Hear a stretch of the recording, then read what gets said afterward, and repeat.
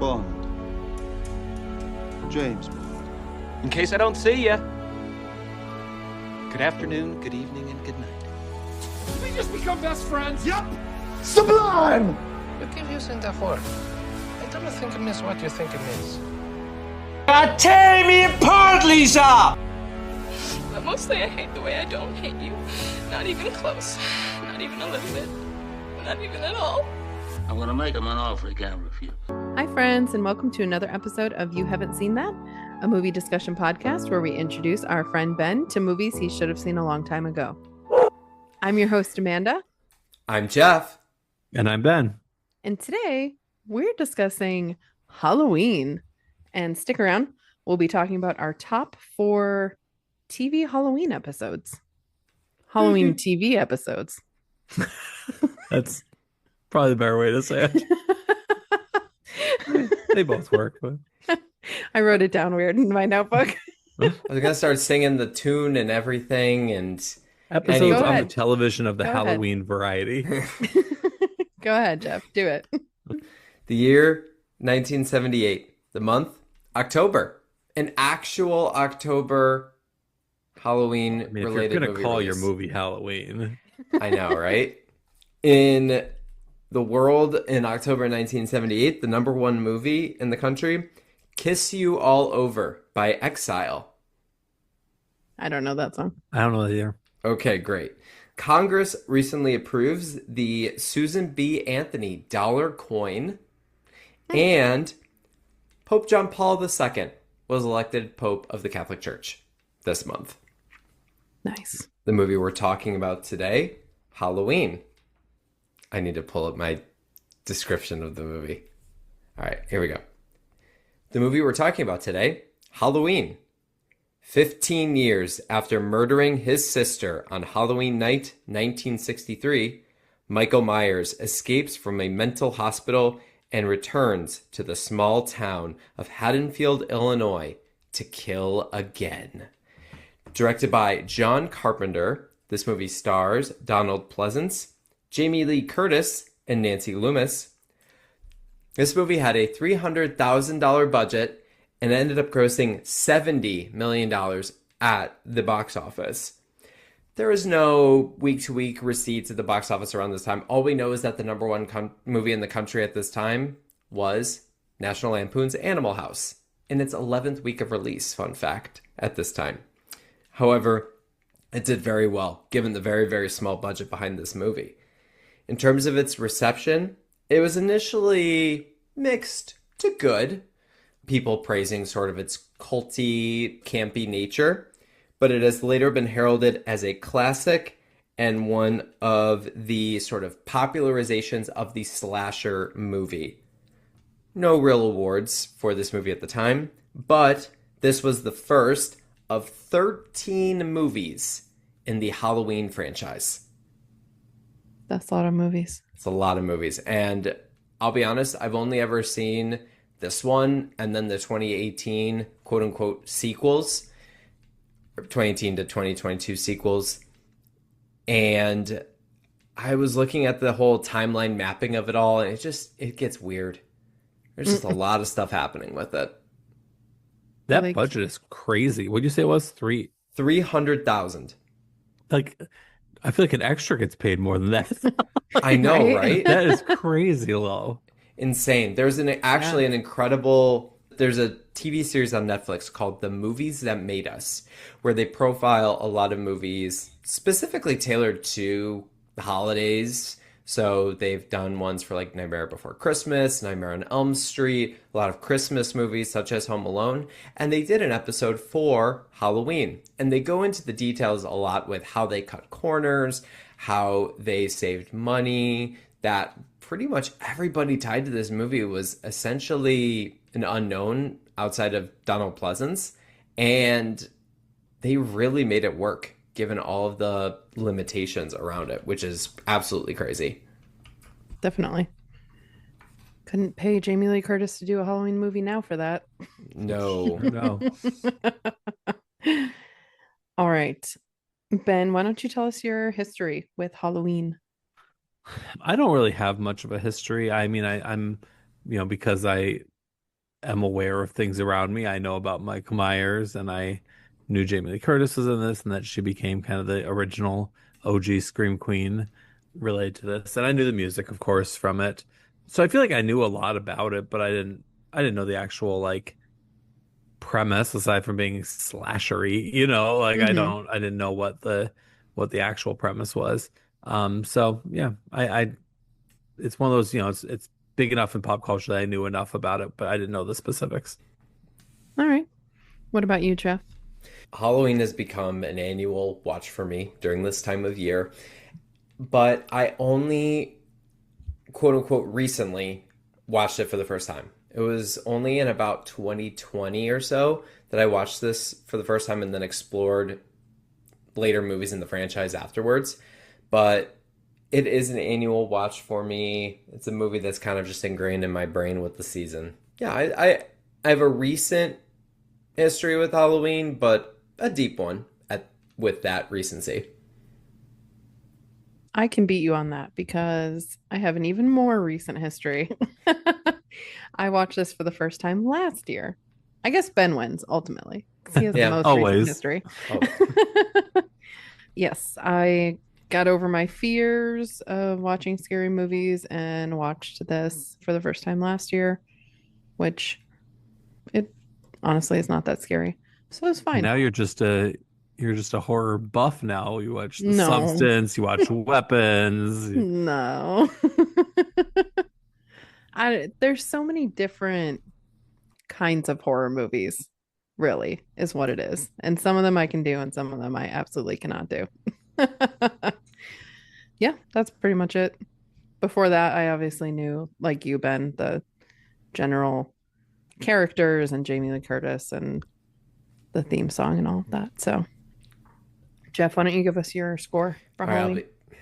So this is a movie that I know people, when they hear me talk about horror movies in the podcast, are like, oh, Jeff is this horror aficionado.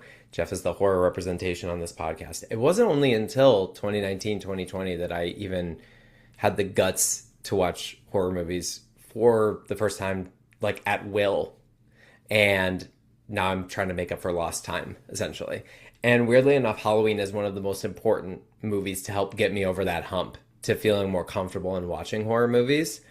So while I can understand its flaws, this movie will always be a 5 out of 5 for me, just because it is an important movie. It is a weirdly kind of like a comfort movie, and one that one that I enjoy watching every year. Will never get old, and I already can't wait to see it again. We'll probably end up watching it again on Halloween night. Who knows? What about you, Ben? I've actually, so full disclosure, we all watched this movie together while we were hanging out together, Yeah. and we're recording a little bit later. Usually I give like a day or two between when I watch and when we record, but this has been a week, and I've been thinking all week about what I want to give this as a score. Not like obsessively, like I wasn't like waking up every day and thinking about, but I mean like at various points during the week, I was like, what should I give this score? Because I think I appreciate it. I think I recognize its historical value. I think I am impressed with how they can do so much with so little. But I didn't love it like as an enjoyment factor. I'm gonna give it the same score I gave my girl Jamie's other movie we've done, Freaky Friday. I'm gonna give it a 3.5. All right. Seems fair. And Ben, you and I are pretty much on the exact same page with that. It's not my favorite movie. It's not, I find it slightly boring at times, but similar to everything you said, you can't deny what an impact this has had and everything that comes along with it. So I give it a 3 out of 5. Nice. This puts it at an average of 3.83, which puts it, what would that be? Seventh of the movies we've watched this season. That's right. It does feel right. Yeah, we should actually talk about how we watched, or where we watched this movie, how we watched this movie, because I think that adds a layer to the enjoyment of it, especially towards like the second half of the movie. I think it added towards my enjoyment at the beginning of the movie. That too. Oh yeah, that as well. So we were all together. We rented a house in the middle of nowhere, Pennsylvania. And this house had pretty much all windows on the one side of it. And we were in the woods. And so we all decided to turn off every single light in the house and watch Halloween together. Most of us decide to watch it. A few decide to sleep. One decided no, 1.5 Oh decided to sleep. my gosh. Yes. Not any of the that's three of true. us, just to be clear. We were taking our podcasting job seriously. I was taking Very notes seriously. on my phone during the movie. Yes, but that's true. A friend did fall asleep, and so we were graced with some snoring ambiance throughout the film. It always seemed to happen when the movie was at its quietest and like there was no music playing or characters were moving in between scenes, and all of a sudden you just hear. And then he was like, "You guys were laughing at the movie," and we're like, "No, we were laughing at you snoring, not the movie." That was too funny. It's like I wake up and you were laughing at the movie. Try again. No, you woke up because we poked you because you were snoring loudly. But yeah, so for me, I kind of forgot about the opening sequence of this movie. And there's like, probably for the first 3 to 5 minutes, I would say there's like hardly any sound to this movie at all. And so that's the part that kind of creeps me out the most. Like in the house with all the lights off, I was like, oh my God, I feel like I can't make any noise. It's so quiet. And then you could hear just everything in the house like making noises. So that was definitely the part that got to me. I really liked the camera in the beginning scene too, like what the camera was doing. Oh, like yeah. kind of following, like that was very, it just goes to show like, all this like drone footage and stuff we can do today and stuff, but like that was just as effective as anything more advanced technologically, like trying to kind of just basically like this kid was wearing like a GoPro on his head, it felt like. And, Right. I mean, obviously I know it wasn't a GoPro, but like I don't know, I thought it was very effective. Like I don't really know how you could do better than that even in 2025. No, absolutely. Especially because I didn't know the first time I saw this movie, didn't know that it was going to be a kid that Right. pops up there at the end of that scene. I'm like, oh, I didn't know that either. This is Mike Myers. This is the killer. And then all of a sudden it's like, oh no, this is a kid? Right. Or I thought maybe it was just the camera. I didn't think it was following anybody's viewpoint at first. Right. Super impressive. Yeah. Yeah, I also forgot that it was a kid at first. And when they showed the hand with the knife, I was like, why the hand look so tiny? And then I was like, oh yeah, that explains it. I will say though, just a tiny, tiny little bone to pick is that when he was about to stab his sister, the way the camera was, it was pretty much eye level with his sister. Like she wasn't looking down at like a small child. She was looking straight up. What are you doing, Michael? And then She was proceeded to be also stabbed. she was also sitting. That's what I was gonna say. Wasn't she sitting? I thought she was standing. No, No, she I was think sitting. she was sitting at like her desk there. She was sitting naked in her makeup mirror, brushing her hair. Fine, poke holes with my bone. That's a weird expression. Very weird expression. I don't know. I do have a bone to pick though too, and you can poke holes in this bone too if you want. But I don't know. I've never been to Illinois in October. Why are all the leaves falling, but they're all green? like throughout the movie, you see like these leaves falling as like an ambiance thing, but then you look around and it's green trees everywhere. Fun fact, I believe we're shooting in California. I think that was it. Yes, they are shooting in California. But yes, that's one I was attention like, to no detail. way Illinois would have this many green trees in end of October. Remember, especially this is when the leaves are falling. Remember, this has a $300,000 budget. Yeah. They're like, yeah, we can't shoot on site. One of my Definitely favorite didn't notice that. One of my favorite details too with this movie is that from that Netflix show that I referenced at the beginning of this episode, one of the, if you remember on the day of Halloween where the kid is walking with the pumpkin and then he like drops his pumpkin and the pumpkin squishes. Since this movie is being shot like in the springtime, basically, that was like the only pumpkin they could find.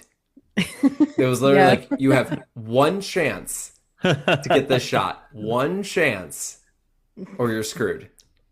That's what you get for filming a Halloween movie in the spring. I know. You ain't got no pumpkins. Of course, nowadays they would just like CGI one. Yeah.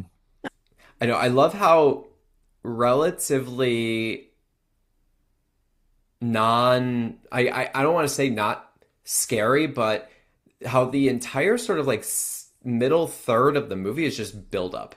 That's all it is. The entire time you're just like, okay, like I'm waiting, something's gonna happen, and just nothing happens. It all is just building and building up until the end of the movie. And even then, even in the third act, as we're having sort of the nighttime adventures and everything you want to call it, it's still, even there's so many spaces and pauses, and the real like kill moments are given their own moments to breathe and everything. It's not like super fast paced, and I'm sure at the time it is because of the lack of resources or whatever, but it's an interesting approach to kind of let the movie sort of play out slowly. Such a slow burn, and I think I appreciate that. Like I feel like you would never see a slasher film now. Like, I mean, they had the kill at the very beginning, I guess, but to go that long without a kill. Yeah. Mm-hmm. Yeah. I feel like it half worked for me. Again, I think that's kind of where part of the me thinking it was a little bit boring like came in, but less so in that, and I think more there are a lot of shots in this movie that are just really like long and lingering that I feel like don't necessarily need to be. For instance, like Jamie Lee Curtis just like walking down the sidewalk and like not necessarily anything's even happening, but just she's walking down the sidewalk and we're just on her for quite a while. And my 2025 mind is like trained to believe there's going to be a jump scare Right. all the time. And so many times it didn't, like there wasn't one. Like, Yeah. even if it turns out to be a false flag, there's still jump scares galore most of the time now, I feel like. And so I feel like the fact that they're like, she really was just walking down the sidewalk for a long period of time. Like it's my modern mind is trained to believe that that's not going to be safe. Yeah. I also kind of expected, definitely the first time I watched this movie, that I was surprised at how much Michael Myers is actually in the movie. Because I guess I just assumed, I don't know if this was kind of like a thing in older movies or what, but I just kind of assumed it would be one of those things where you don't really see him until the end. But my gosh, do you see him a lot, all the time? He is all over this movie. And it's not like they think it's him and it's somebody else. Like it is him. Like he's around the whole time. Yeah, definitely. But I think the music, so the classic music from this, I feel like it got a little old by the end because they would play it most of the time whenever he would show up.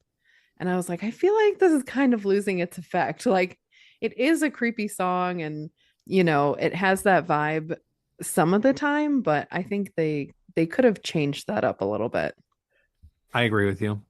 I wonder, I'm trying to think of how, because I know there are like 4 really distinct musical sort of moments. You have the theme song, then you kind of have the high pitch or whatever plays there. Sorry, everybody, for my super off pitch, whatever. And then you kind of feel like have like a slower high pitch, like boo doo doo doo or something like that. And then there's the low like dun, which really takes effect towards the end of the movie.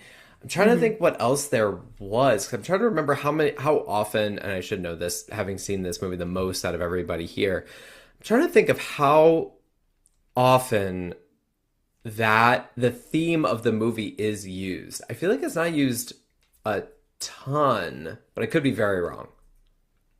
I don't know. Whatever I think it maybe was. because it's used like for the opening credits. You know what I mean? Like it Yeah. And I think maybe also it's so iconic now. Like it feels like every time it's used, it's like maybe it feels like we've heard it more than we have. That's a good point. Go ahead.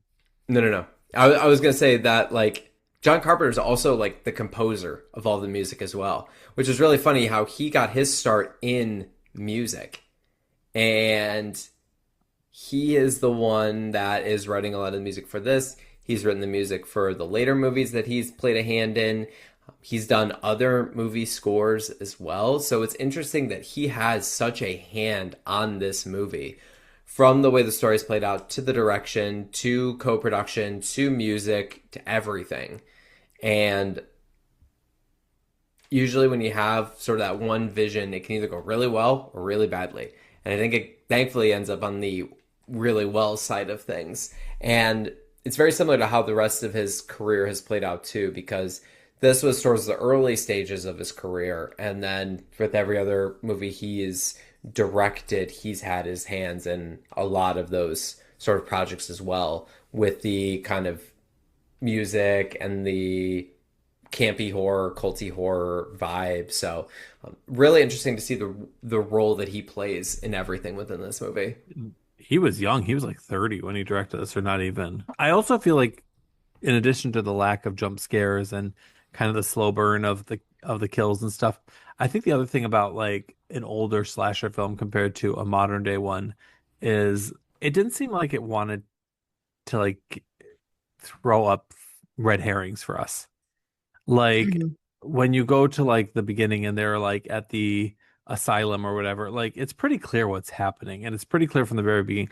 Like there's not like some mystery element involved. Like maybe some of the characters don't quite know what's going on, but I feel like we as an audience generally kind of know, that he's out and about, that he's coming after them.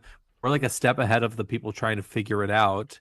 And I feel like more often the audience is forced to kind of guess what's going on.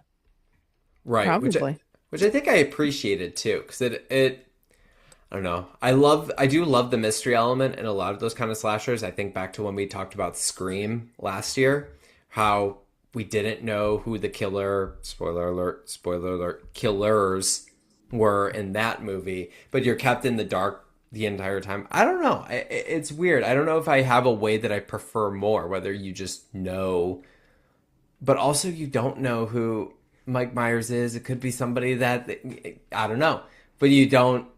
I have a hard time trying to decide which version I like more. Whether it's like, okay, we know who the killer is, we just get to see him go crazy, or we don't know and we're kept in the dark. I think there are examples of both that I like. Michael Myers is truly a monster, and I think that they highlighted that in the best way possible, being that he killed a dog. Yeah, He did kill a dog. that was not cool. Pretty Not brutally. cool. Not cool at all.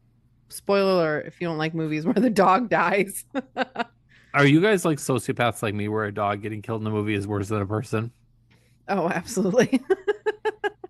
We've been so desensitized to people I dying think in movies. I think that's what it is, because I'm like, yeah, somehow like if you were to be like, oh, you're gonna watch this movie, but there's a person who dies in it, I'd be like, okay. And if they would be like, there's a dog that dies in it, I'd be like, okay, but like how sad is it? Yep. Yeah. Because I don't know if I can watch this. I agree with you. Also, I know it was the 70s, but like, where are all the parents? Oh yeah, they're all like, yeah, we're out. Go babysit our kids, and then they're off doing whatever. I don't know. Yeah. Maybe it's like Hocus Pocus. They're all just at like one big rager. Well, and I do get the sense that like back in those days, Halloween was like, I don't think parents went around with their kids as much. It's not actual Halloween though, right? Or is No, it? it's because they're No, it trick or takes treating. place. Yeah, it takes place on Halloween. I don't remember seeing any trick-or-treating. There was one, so that's actually interesting that you mentioned that, Ben, and Amanda, because you see trick-or-treaters during the day. Yeah, earlier in the day. When Lori is like walking home from school. Oh, okay. But that's weird. She gets to the house, I believe she said she gets to the house at 7. Could be later, I'm not 100% sure.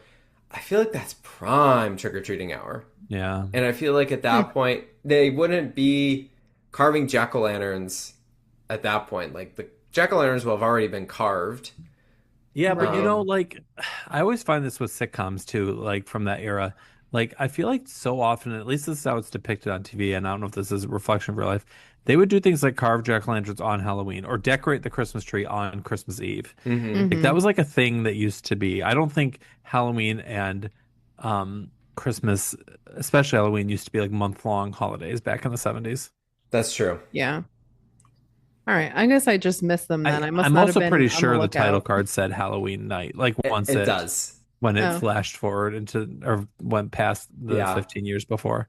That's fair. I was just so focused on the fact that like the kids that they were babysitting like weren't out trick-or-treating. I was like, it can't be Halloween because they're at their house just sitting there doing nothing. Maybe they already did it in the afternoon.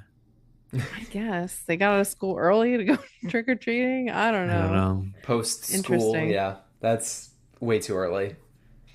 Yeah. Wait, why did we start talking about that? There's something I was going to say. We about- were talking about the parents. Is how that got started. Oh, yeah, that's right. Well, we know where one parent is, and that parent is a police officer. Yes. So one parent is accounted for. Talk about those classic teenagers, though, that'll do anything to get some. Oh my gosh. Go to the amount of like people calling each other to like go to someone else's house to do something is very confusing to me in this movie. It gets crazy. They're like, I'm gonna go here, I'm gonna go there. Yeah, Annie's like, okay, I'm gonna dump my kid off on Lori, and then I'm gonna leave to go to see my boyfriend. All that time, Linda and Bob are going to show up to this house, which will be deserted, to go and do their own thing, and then leave, and then I'm gonna come back. It's a whole Yeah. thing. It's crazy. Yeah. So I know right after we watched this, one of the big things that we all had questions about is the boyfriend. Is it Bob? I don't know. Bob. It's yeah, one of the boyfriends makes a comment that they were gonna. Jeff, you probably know the line better than me. I'm struggling to remember it. Yeah, It says something about undressing. Yes, that's right. Yeah, I forget what the I'm yeah gonna- that was People. such a And he says, we're gonna undress. And Mhm. what's the girl's name? Lindsay. Lindsay. Lindsay, who is the child Yes. that one Right. of the girls is babysitting. Right. Yes. It's not like the teenager. That's right. Yes. And everyone was like, why did he say they're going to undress like a child? Like, that's so random. So I had the exact same thought when I watched it last year. And I was like, why is that in there? And from what I read, it was just a mistake. He probably should have said like Lori, like he probably meant really? to say Lori, but he Mm. said Lindsay. And they just never nobody caught it. Yeah, either nobody caught it or because they were on such a tight budget, they just left it in probably, That's- hoped no one That's would notice. weird. That's a crazy detail. Yeah, but I don't know. I mean, Lori, Lindsay, I don't Yeah, I can understand making a mistake, but then like do another take. Right. Okay, right. that's a bad mistake too. Yeah, that's a Granted, pretty significant mistake. in 2025, Right. that would be far more scrutinized maybe Ripping than the in clothes off, I 1978. think, was the expression. Now that I'm looking back on my notes. Okay, Yeah. thank you. Ripping the clothes off. Yeah, I was like, that's a child. But yeah, everywhere I looked said that like there was no way that that was actually like in the script, and everyone agreed like the line doesn't make sense at all. And so people are basically like, it had to have been a mistake. Like he had That's to have wild. meant like making a joke that they were going to rip the clothes off of one of her friends, basically. Yeah. Yeah. Which is still not a very Unbelievable. funny joke, but No. No, but at least like you would understand like an adult, yeah. teenagers and yeah, like Remember, we Wow. gotta really drive home the point that these are horny teenagers. that's wild. Yeah, which is funny that everybody like catches it because I feel like they actually don't say Lindsay's name all that often, No, Annie But- does. but everyone like picks it up. Like, what? He said Lindsay? That's the child. I think it's because Annie is always shouting, "Lindsay, get your dog! Lindsay, let me out of the laundry room! Lindsay!" Oh, She's jeez. annoying. Bad babysitter. Real bad babysitter. Though I Oh, will yeah. say, shout out to Lindsay though for not snitching on her. I Mhm. guess. I don't know. Snitches get Yeah. stitches. But Lori's the only good babysitter out of that whole group. really driving home the point about like this is why she's safe from the boogeyman. Because she's a Girl Scout. Even as Linda says early in the movie, she's a Girl Scout. Yeah. Except there are many moments, which I know we all laughed at when we were watching, where she just kept like dropping the knife. Like she would like stab Michael Myers once and then he would like fall down and she would drop the knife. And it's like, girl, what you doing? Or why she took forever to break that window. Oh my gosh. Like, Oh, yeah. it's like she just kept trying. I'm like, it's not working. Like, you gotta do something else. Oh, those classic horror movie tropes. One Fair. thing that I did love that we all laughed at, and this was a bit before we see Mike Myers kill Annie in the car, was Annie's going to the car to leave to go to her boyfriend's, and the door's locked. And she goes back into the house, gets the keys, comes back, and the door's just open because Michael Myers is in the car. Every one of us in the room laughed and caught it, which I loved. We're all like, oh, uh-oh. That was great. That's right. I do remember that. I was like, she didn't even Um, use the key. It's interesting. Like Jamie Lee, I feel like she hasn't changed all that much. You can very much tell it's her, like Yeah. Hmm. for as young as she is. Like, She's got the and I same feel like look, you similar know voice. she went through like the short hair phase and stuff and like the old Freaky Friday stuff. But I feel like now she kind of has the same hairstyle as she did back then. Mm-hmm. Hmm. Yeah. And I feel like she just definitely looks like an older version of that same person, which I know she is. But like sometimes I think people change a lot, and you can sometimes like can't even believe it's, like what Yeah. was the like in The Godfather, who was it? And Jane we were like, Fonda? oh, No. yeah, no, Diane Keaton. Diane Keaton, sorry. I Yeah, say Fonda, yeah. you're like apologies. that's Diane Keaton. Whereas here you're like, oh, that's definitely Jamie Lee Curtis. Yes. Like, Yeah. She just got older. Same yeah, face, just got older. yeah. Yeah. For being her first role, too. I think she's really good Scream Queen. Granted, it's not Yeah. like a super hard role to play off or put off, but no, she did a really good job. I think for what, she has to do, she has to be in peril a lot of times. There's some Yeah. physical moments she has to be in there. Like, it's good. Yeah, she's solid in it. Yeah. Can you think of either of you, but especially Jeff, because you've watched more horror movies, can you think of a horror movie where there's not a false ending? Like every time I was thinking of like this made me think of What Lies Beneath, where it's like there's four endings in like the last 15 minutes.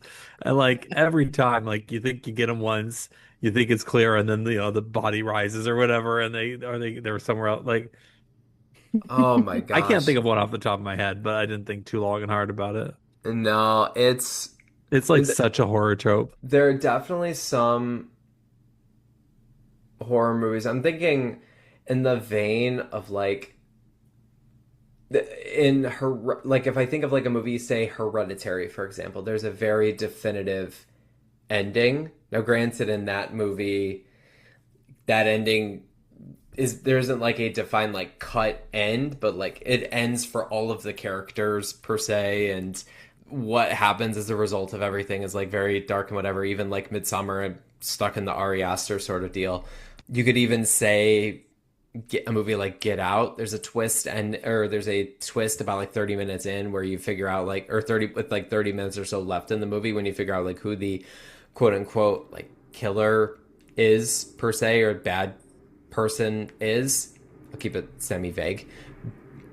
But there's also in the theatrical version of that movie, there's a definitive ending.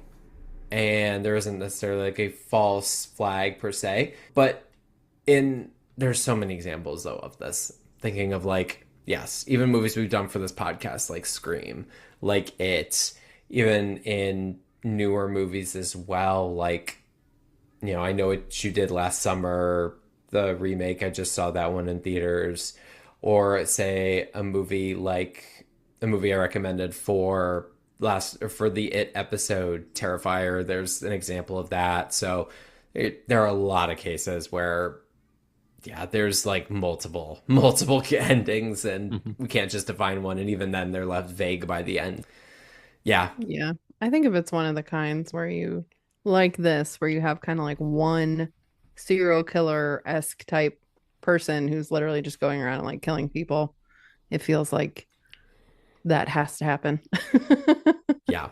I will say, though, Yeah. it is fun watching it play out when you hear all the references to the boogeyman and you hear Dr. Loomis constantly being like, oh, he's terrible. He's a killer. He's pure evil. He should never have been released, blah, blah, blah. And you just see him be menacing throughout the whole movie, but it's never really truly felt until his final battles with Laurie, where he is killed multiple times and he's like, nope, nope, we're still here. We're still going. So Yeah. it's crazy. It was funny when he put the sheet over himself That was very funny. to go kill that other girl, and I can't really figure out why. Like it doesn't necessarily feel like something that his character would do because he doesn't try to hide himself any other time.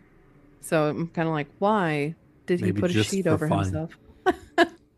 Doesn't seem like a guy who likes to have Wants to have fun. I will say though, the first time we see Michael Myers kill somebody is when he is a boy and he is wearing a clown mask. And what he does is he picks up the clown mask off the ground. So maybe he's like, he obviously hasn't seen normal reality in 15 years, but maybe that's just the only thing he knows. He only knows like, okay, I'm going to put on a costume. I'm going to be spooky or whatever. And this is my way of doing it. This is my mask. But even then, yeah, it seems so odd and weird and also very funny. Did you say what are the ones you said? Did you say you've seen, Jeff? I've seen this one obviously, and then I've seen the 2018 through 2022 trilogy, Blumhouse You haven't seen trilogy. any more of the original. I have not. Do they do like, do you know if they like, do they do more origin stuff with him? Like, do they go have more with him as a kid? Like, does that exist as a, That's a that'd be great pretty question. terrifying, I feel like. Yeah, it would be. Mhm. I think there is like a couple like pseudo like spin-offs of like the mainline franchise that could potentially explore that idea that maybe look back in time. I know in the Blumhouse movies that take place here in the 21st century that is never explored. What is explored is Laurie and her family dealing with the quote unquote traumas of that night. Like Laurie has never gotten over it and stuff like that. So, which those movies straight up bypass like Halloween 2, Halloween 4, whatever. Those movies are just their own sort of like separate franchise sequels, whatever you want to call it. Gotcha. Yeah. Well, So I'm not 100% sure. he's still going after her in those movies, right? In that Yes. trilogy. Correct. He is in prison. He got caught and put in prison and he escapes and his one thing is he's going out to kill Laurie the entire time for those movies. I think, spoiler alert to my recommendations at the end of our discussion here, but I would recommend watching the first of those movies, the 2018 Halloween, because I think that movie is actually a pretty fun slasher and features some really gnarly kills and Michael Myers in like peak form. And the later movies explore some ideas with a little less like killing and fun and things like that. So don't recommend those ones as much, but the first one is definitely a good time. All right. There is, if you're interested, if you click on the Halloween films, there's like a flow chart of which ones are connected to what. Oh, perfect. So, There's just too many. There's a lot going on in those because shows. Halloween 2, or Halloween, the original Halloween that we watched, Mm-hmm. is a direct line to Halloween 2, and then Halloween 4 and 5, and I guess 6, The Curse of Michael Myers. But then Halloween H2O from 1998 is a direct sequel to Halloween 2. Oh my gosh. And then that new trilogy you talked about is a direct sequel to the original Halloween. Mm-hmm. And then there's also a Halloween and Halloween 2 from 2007 and 9 that are their own thing completely, as is Halloween 3 Season of the Witch. Yep. Insane. Yeah, those So 2007, I'm sure that was 2009 much ones. very clear speaking in podcast over without looking at the flow chart. But if you're interested, it's on Wikipedia. Yeah, those 2007, 2009 ones, those are both directed by Rob Zombie. Fun fact. Yes, and those are like offshoots. Yes. One of these years, I'm going to actually go back and watch all of them. It seems like it would be a fun time. I know those movies like vary in quality, but I'm sure it would be a fun time to go back and watch all of those. One of my October projects, who knows? I'll do it some year. And I feel like Michael Myers is really, I don't know. I feel like growing up, it was like Michael Myers, Jason, and Freddy, right? Like those were like the three. Mhm. Well, and I guess what's his face from Scream too? Ghostface, yeah. Ghostface. But really, I feel like it was those other three are that, much older though. yeah, but like those were the ones that like people would always like talk about if you're talking about like horror movie, people killing, whatever. But it doesn't feel like Freddy and Jason have really gotten as many sequels and spin-off and different type of things as, or am I wrong on that? There are, I believe, 6 movies in the Nightmare on Elm Street franchise. Could be wrong. Please correct me if I'm wrong. And I want to say that there are at least 10 in the Friday the 13th franchise. Oh, And there's that's the one that crazy. they're crossover too. Yes, and then there's a crossover. That's crazy. I had no idea that there were that many of those too. I know, right? I'll get confirmation on that here in a second. But yeah, it's There he goes, insane. poking holes in your bone again. I guess. I feel like I haven't heard of those, but still Michael Myers reigns supreme with 13. That's true. That's true. But yeah, no, there's way more than I thought there was. There are 12 films in the Friday the 13th franchise. All right. So the next one will be the 13th. Oh boy. Ooh. I was about to say it's been 45 years since Friday the 13th, the first one.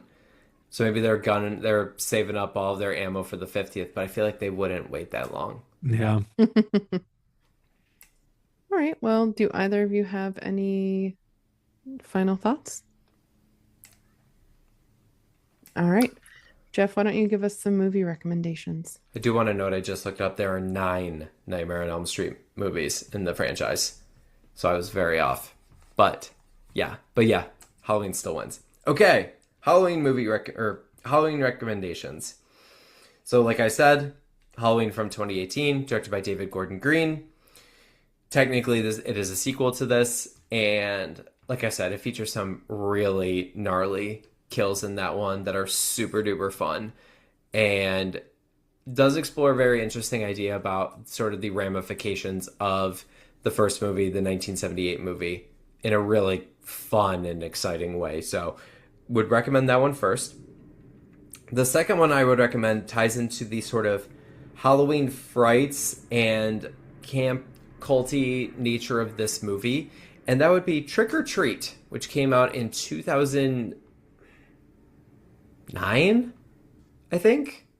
Directed by Michael Dougherty. I believe it was a straight-to-DVD-esque movie that has since grown some pretty noticeable acclaim over the years, and sort of a re-examination over the years, especially in the popularization of social media and apps like Letterboxd. That movie has sort of gained a cult following over the years. That is an anthology movie that highlights the events of One Night on Halloween. The villain in that, the little demon creature in that movie, his name is Sam. He's really cute. He's got a little burlap sack over his head. And features Brian Cox and Anna Paquin. So it's a fun movie. I watched it for the first time just a few years ago and had an absolute blast with it. So, and it's grown in appreciation in my mind over the years. So that would be number 2. And the number 3 would be to explore the John Carpenter universe. John Carpenter, weirdly enough, has not been a super successful director in terms of box office returns. Halloween, this one, is his most popular movie in terms of box office. And this came out in 1978, which is crazy.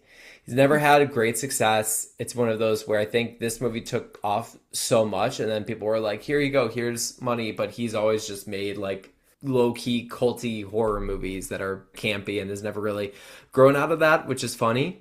But I would recommend probably his most well-received movie, even more so than Halloween, called The Thing from 1982, directed by him, starring Kurt Russell, where an alien invades an Antarctic expedition crew.